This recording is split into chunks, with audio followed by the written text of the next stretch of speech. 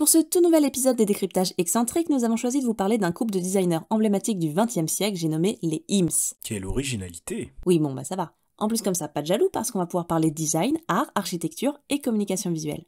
Si vous ne reconnaissez aucune de leurs créations, il est fort probable que vous n'ayez jamais ouvert un magazine de déco ou un bouquin de design de votre vie, mais pas de panique. Nous allons tout de suite remédier à cela et vous pourrez vous la jouer à votre prochain dîner mondain ou dans la queue du KFC du coin.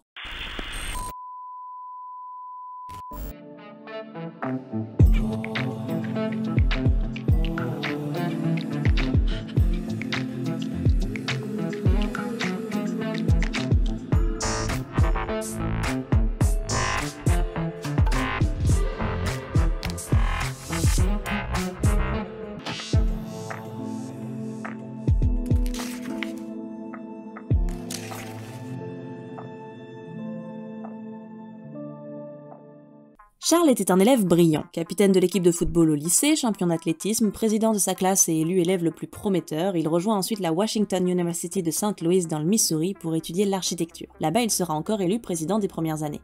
Voilà, donc déjà ça calme. Par la suite, il se fera exclure de son école en raison de ses idées modernistes et notamment sa prise de position en faveur de l'architecte Frank Lloyd Wright. Il épousa cependant une ancienne élève de sa promotion, Catherine Worman, et ensemble ils partiront en voyage de noces en Europe.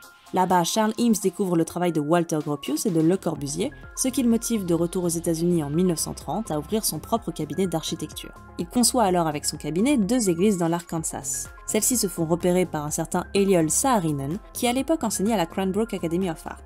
Il lui propose alors de rejoindre l'académie et l'embauche en parallèle dans son cabinet où travaille déjà son fils, Eero Saarinen. Eero et Charles vont alors devenir très proches. De son côté, Bernice Alexandra Kaiser, que Charles surnommera plus tard Ray, découvre sa passion pour le dessin à l'âge de 3 ans. Une simple activité qui la conduira plus tard, après avoir obtenu son diplôme au Bennett College à Millbrook, à s'installer à New York et y étudier la peinture expressionniste auprès d'Hans Hofmann. Ray Eames développe alors un sens de la couleur et de la composition très fort. À cette époque, l'art abstrait n'est pas encore très populaire et ne reçoit que très peu de soutien des galeries. Dans ce contexte, en 1936, Ray fonde alors avec d'autres artistes le groupe d'échange American Abstract Artists, destiné à soutenir les artistes modernes et leur permettre d'exposer dans des galeries et musées municipaux. À la mort de sa mère dont elle était très proche, Ray est déboussolée.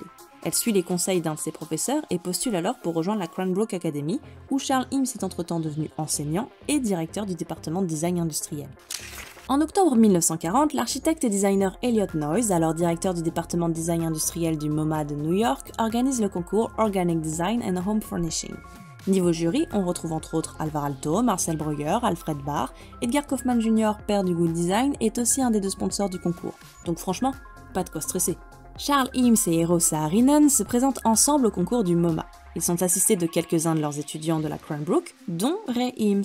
À force de travailler ensemble sur le projet, Charles et Ray se rendent compte de leur volonté commune de créer des objets et des environnements meilleurs en mêlant art et industrie, et tombent sous le charme l'un de l'autre. Oh, c'est trop choupi.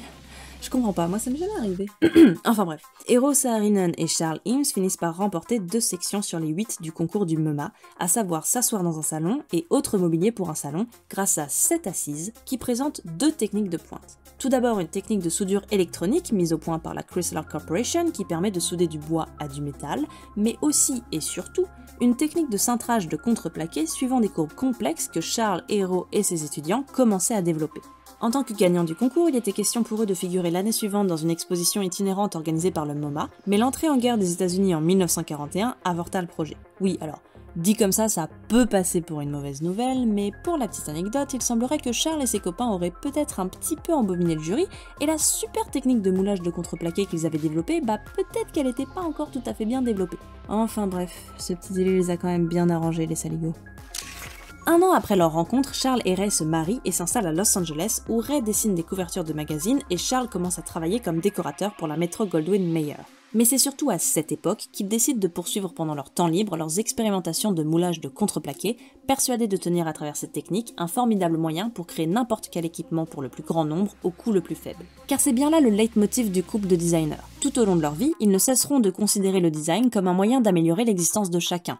Ils s'inscrivent dans le courant du good design en proposant à travers leur création une fusion complète de la forme et de la fonction, mêlée d'une beauté simple et surtout pratique. Dans cette optique, ils créeront la Kazam Machine, dérivée de l'expression Alakazam ou abracadabra en français. La Kazam permet de mouler du contreplaqué en suivant des courbes complexes, le tout en une seule opération. Un jour, Wendell G. Scott, un médecin et ami du couple, remarque la casame dans l'appartement des Eames. Il pense immédiatement à la qualité des gouttières et attelles que pourrait réaliser cette machine. À cette époque, les attelles sont toutes en métal, donc froides certes, et surtout lourdes voire coupantes sur certains bords. Dans certains cas, elles favorisaient même la gangrène et d'autres maladies. Le bois moulé semblait donc être une meilleure alternative pour le médecin. De leur côté, les Eames sont aussi emballés par le projet car ils y voient encore un moyen d'améliorer le confort quotidien de chacun, et surtout un moyen de subventionner toutes leurs expérimentations. G. Scott met alors les Eames en contact avec la Navy, et l'efficacité des nouvelles gouttières est telle que la Navy leur en commandera plusieurs milliers. Face à ce succès, le couple monte sa propre entreprise, la Ply-Formed Wood Company.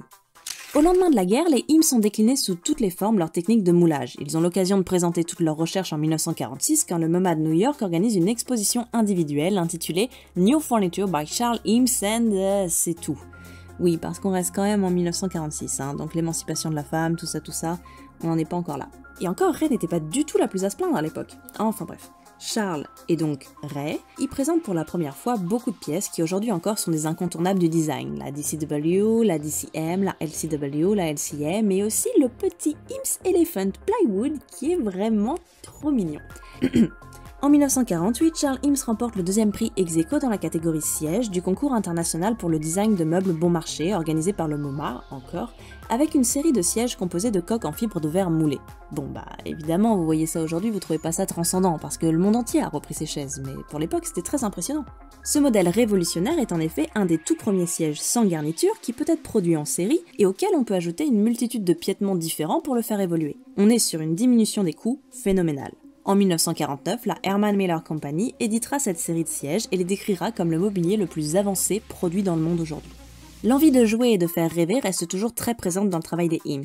À titre d'exemple, parmi les modèles d'assises présentés en 1948 au MoMA, on retrouve Lachaise, oui c'est bien son nom, il a été inspiré par le sculpteur Gaston Lachaise dont l'œuvre Floating Figure fascinait le couple de designers. À mi-chemin entre l'œuvre d'art et l'objet fonctionnel, la chaise présente une coque démesurée qui peut accueillir tout le corps. Elle est conçue pour que son possesseur se l'approprie et n'impose aucune règle, aucun code. Malgré la dimension de la coque, ses pieds fins lui apportent de la légèreté comme un nuage. Oh, il y a encore tellement de pièces intéressantes qu'on n'a pas abordées, mais j'en ai vraiment pour toute la nuit si on continue. Donc je vous invite à aller fouiner de votre côté parce que ce serait vraiment un crime de se limiter qu'à du mobilier quand on prétend présenter les Eames. Et puis je dois aller manger bientôt. Et oui, car outre leurs pièces de mobilier, les recherches des Eames s'étendent à de multiples domaines et échelles. Charles Eames disait d'ailleurs lui-même que finalement tout se connecte, les gens, les idées et les objets. Aussi en 1949, il collabore de nouveau avec Eero Saarinen et conçoivent ensemble les Case Study Houses No. 8 et No. 9 à Los Angeles dans le cadre du Case Study House Program. Ce projet est sponsorisé par leur ami éditeur du magazine Art and Architecture, John Entenza. L'objectif est de faire la démonstration que les progrès technologiques issus de la guerre peuvent participer à la construction d'habitations modernes et économiques et résoudre la crise du logement qui touche une partie des États-Unis à cette époque. La No. 9 revient alors à John Entenza et les Eames décident de s'installer dans la No. 8, la rebaptisant ainsi la Eames House. Très vite, la Eames House devient le sanctuaire de vie des Eames.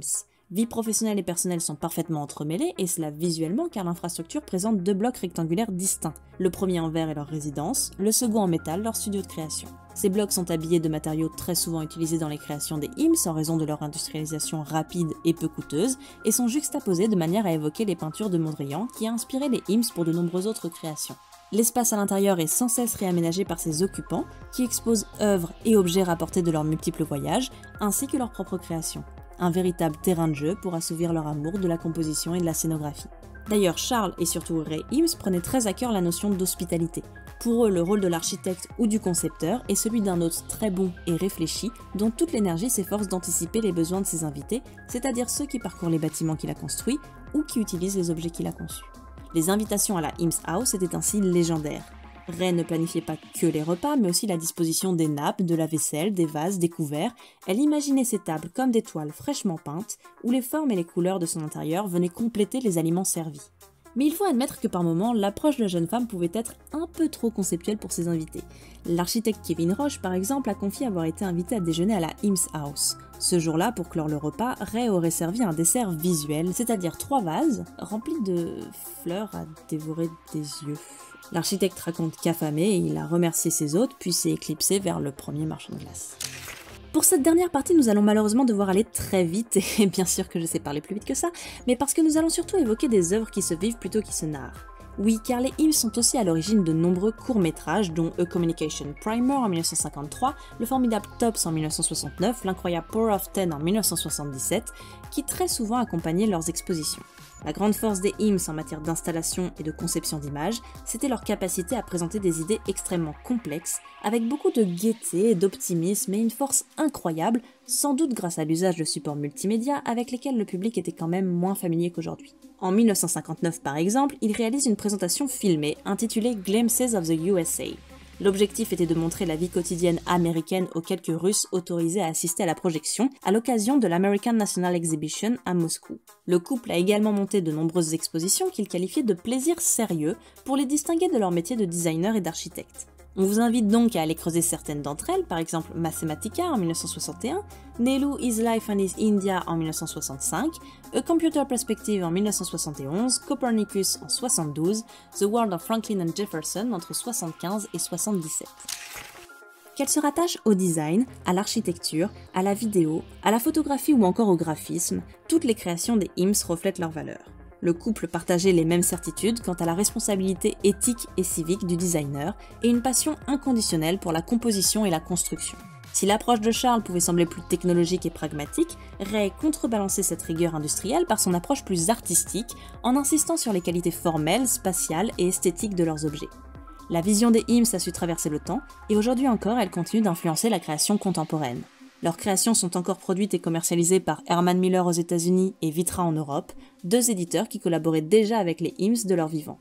À la mort de Ray Ims en 1988, soit 10 ans jour pour jour après celle de Charles, l'héritage des designers est entièrement reversé à la fille de Charles, Lucia Ims, fruit de son premier mariage. Lucia fonde alors la fondation Ims et s'installe à la Study House No. 8 où elle œuvre à la sauvegarde des créations de son père et de sa belle-mère. Il y aurait encore tellement à dire, mais c'est justement l'objectif des décryptages excentriques. Vous donner envie de découvrir plus en détail un sujet et vous proposer assez de matière pour vous lancer dans vos propres recherches. Si vous souhaitez en découvrir plus sur un créateur, n'hésitez pas à nous le dire en commentaire. Et si vous souhaitez soutenir la chaîne, laissez un petit pouce bleu, abonnez-vous pour découvrir plus de décryptages et activez la cloche pour ne pas les rater.